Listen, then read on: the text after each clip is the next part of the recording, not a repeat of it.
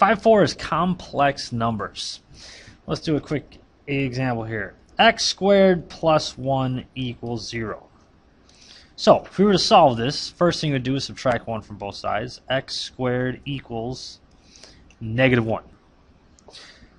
Then in order to unsquare, we'd have to square root both sides. So you're left with x equals plus or minus. Now here's the thing. The square root of -1, you may have recalled back in the day that if you had the square root of a negative number, the answer was no real solution. And that is indeed true. It is no real solution. However, we're not going to write that anymore. What we are going to learn today is this, is that the square root of -1 is equal to the number I. What? Square root of -1 is equal to the number I. Remember what square root means. What number times itself is what's inside the square root. Well, here's the thing. 1 times 1 is 1, not -1. -1 times -1 is 1, not -1. So those are the only things that can be multiplied by itself. Anything times itself will never be -1. So because that cannot ever happen, this is what's called an imaginary number. Nothing times itself equals -1. -1, the square root of -1 is an imaginary number. So back to here. X is equal to plus or minus, because we use the square root to solve, and then the square root of -1 is I. X equals plus or minus I. That seems completely bonkers, doesn't it? It kind of is. Believe it or not, an imaginary number does have uses in the real world. Doesn't make any sense, does it?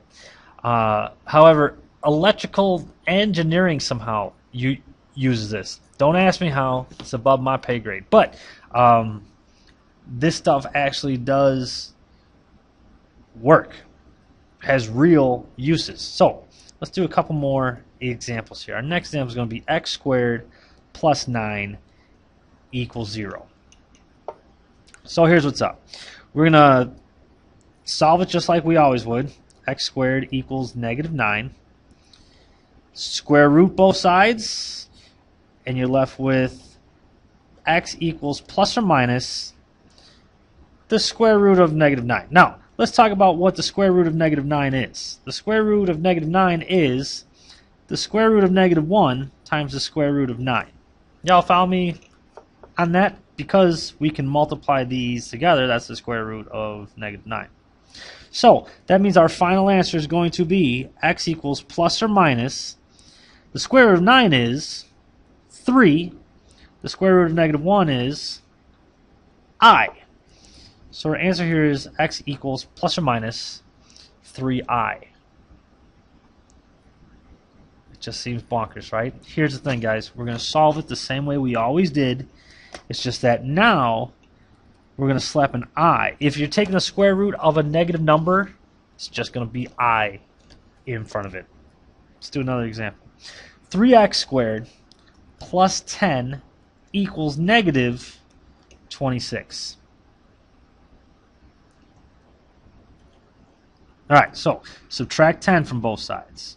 3x squared is -36. Divide by 3 on both sides. X squared equals -12. Take the square root of both sides and you're left with x. X is plus or minus. Now, what does root 12 break down to? 12 breaks down to 3 and 4. 4 is a perfect square. So a 2 comes out. And we've got root 3 left behind, right? But remember, because we took the square root of a negative number, we're going to have to put an I on here. Now, generally we don't put I after the square root because it kind of looks like it might be inside the square root. You don't want to be confused there. So for something like this, we like to put I in front of the square root. This says plus or minus 2I root 3. Put the I before the square root so that it's not confused of being inside. Alright, that brings us to our next topic. These are imaginary numbers here. I is an imaginary number. And that brings us to what's called complex numbers. You might remember this from the first day of school. We talked about number groups. And at the time, I mentioned imaginary and complex, but I told you didn't have to worry about them until later. Later just happened. So, complex numbers. Complex numbers. Let's talk about the standard form of complex numbers. Standard form for complex numbers is A plus BI. Now here's the thing. A is the real part of the number. So that makes BI, you guessed it, the imaginary part. The imaginary part of the number. So, let's mess around with some complex numbers real quick. I'm going to go on to page 2. You do what you got to do. Oops. Let's multiply complex. Multiply complex numbers. Do an example like, well, hold on a second. Before I do that, yeah, let's set up some groundwork. What is root 7 times root 7? Indeed, it is 7. What is the square root of 139 times the square root of 139? It is indeed 139. What is the square root of 14 times the square root of 14? It is 14. Now, I didn't give you numbers like this to do square root of 49, which is 7. I gave you these big numbers because I want you to kind of get into this rhythm. What is the square root of -1 times the square root of -1? Well, here's the thing. If we follow this pattern, root 7 is 7. Root 139 is 139. Root 14 is 14. Root -1 times root -1 is -1. All right, now, I know what some of you are tempted to do.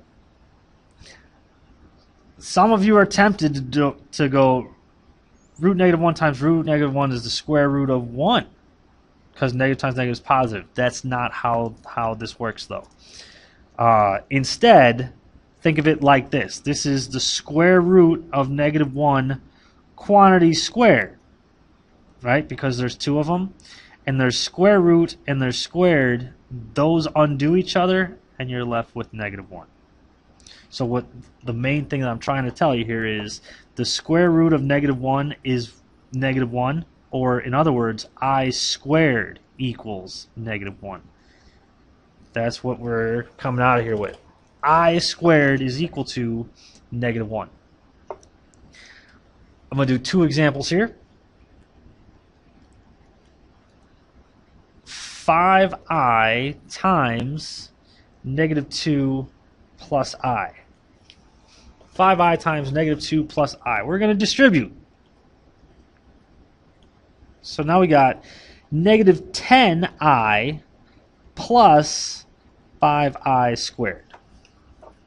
All right? But remember, I squared equals -1, so we can rewrite this as -10i minus 5. 5 times -1.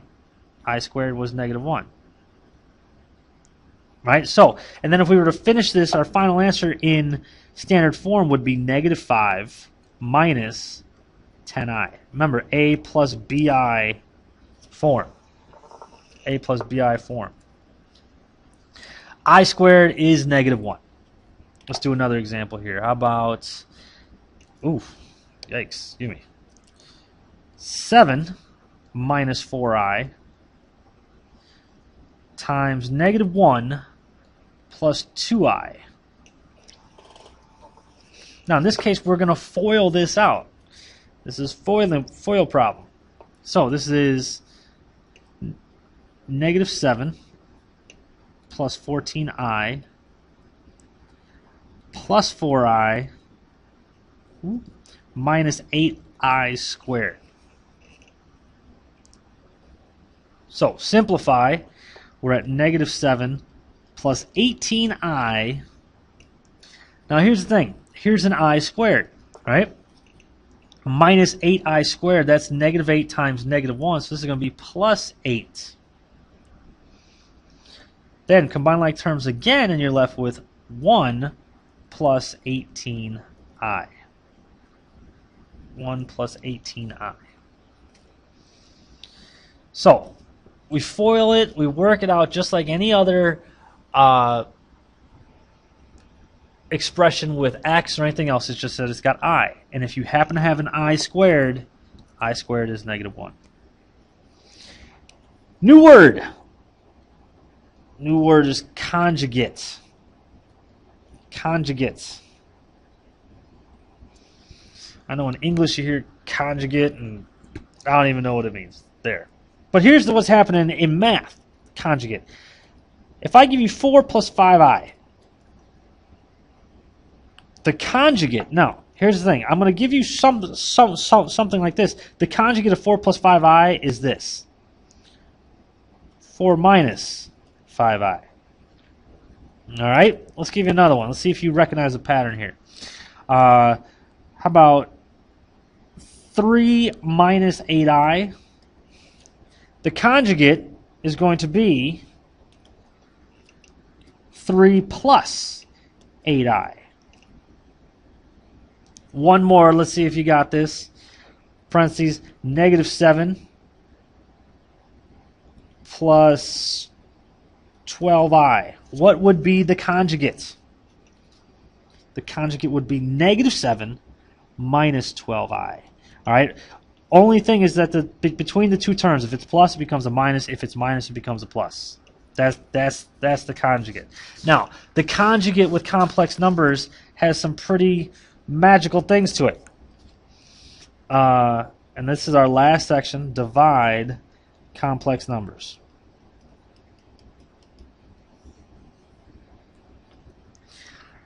Suppose I give you 5 plus 3i over 1 minus 2i. Remember when we were messing around with radicals, we said that farting at the dinner table was like leaving a radical in the denominator. You're not allowed to do that. Well, back here we multiplied by the denominator on both top and bottom, and that rationalized the denominator, right? We have root 15 divided by 5. We have to. There's a similar rule. It's like burping at the dinner table. You're not allowed to leave an imaginary number in the denominator. And in order to fix that, we're going to multiply the top and bottom by the conjugates of the denominator. So what's going to happen is we're going to multiply top and bottom by 1 plus 2i. 1 plus 2i on top and bottom. Again, we're multiplying by 1, so it's not going to change the value, but it's going to change the look of this problem. All right, so what we're essentially going to wind up doing is foiling twice. Foil. So that's what we're going to start out here doing. Foil the top out. The foil is going to be 5 plus 10i plus 3i plus 6i squared over, foil the bottom, 1 plus 2i minus 2i minus 4i squared. All right, so we just foiled it out. Now we're going to simplify top and bottom. The top, what do we got here? We got 5 plus 13i. Now don't forget, 6 times, here's I squared, right? So it's going to be minus 6 over 1, 2i minus 2i. Those cancel, right? So we're left with 1. Oh, snap. There's another I squared. So that's negative 4 times negative 1, which is plus 4. So our final answer here is, well, excuse me, not our final, but we have negative 1 plus 13i over 5. All right. The thing is, though, if you recall, complex form, standard form is a plus bi. So we're going to have to divide each one of these. So our final answer, this is our final answer, negative 1/5 plus 13/5 times I. That's our final complex form. But you'll notice that there's no I left in the denominator, and that's the whole point of multiplying by the conjugate. So complex numbers, the big thing that I need you to know is that imaginary number, square root of negative 1 is I. I squared is negative 1. Those are the two big deals here. Smith out!